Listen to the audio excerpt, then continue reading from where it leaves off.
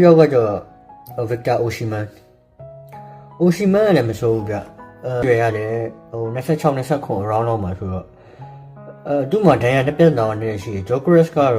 ဒဏ်ရာပြဿနာကင်းတယ် Osimhen ကိုခေါ်မယ်ဆိုရင်တော့ဒဏ်ရာပြဿနာနည်းနည်းတော့ရှိတယ်သူဒဏ်ရာရခဲ့ဘူးပဲတော်တော်ကြာလေးဒါပေမဲ့ပွဲပိုင်တော့အရင်ထိရောက်တဲ့ player ပြီးတော့နေရာယူမှုပြီးတော့သူ့ရဲ့တိုးအားရုံးကန်အားသူ့လည်းမစိုးကျွန်တော်ကြိုက်တဲ့ player တွေမပါတယ်သူနဲ့ဆိုရင်လည်းမန်ယူအလုပ်ဖြစ်နိုင်တယ်လို့ကျွန်တော်ထင်တယ်သူ22ပွဲမှာဂိုး20ထိသွင်းထားနိုင်တယ်အဲ့မှာ assist က4ဂိုးလားမသိဘူးသူလုပ်ထားနိုင်တယ်သူ stats ကလည်းမသိဘူးသူလည်းအရင်သူ့ form ထဲမှာရောက်နေတဲ့အချိန်ပေါ့သူ United ဖြစ်မဲ့ထားကျင်ကြရပါသူ့ရဲ့ record တွေတော်တော်ကောင်းတယ်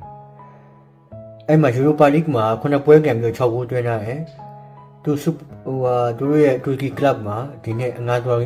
ကစားနေ22ပွဲမှာဂိုး20ကြီးသွင်းထားတယ်သူ့ရဲ့ဆွမ်းဆောင်ရည်ကဒီနေ့မှာဆိုးဟိုက်ပဲအဲ့တော့ဒီနေ့ Victor Osimhen ဆိုရင်ကျွန်တော်တို့အတွက်တင်တော်ရဲ့ player ကောင်းတဲ့ player ကျွန်တော်တင်တိုးတက်လာနိုင်တဲ့ player သူကဒဏ်ရာကင်းနဲ့ကစားနိုင်ခဲ့မယ်ဆိုရင် Osimhen တယောက်ရှိရဲ့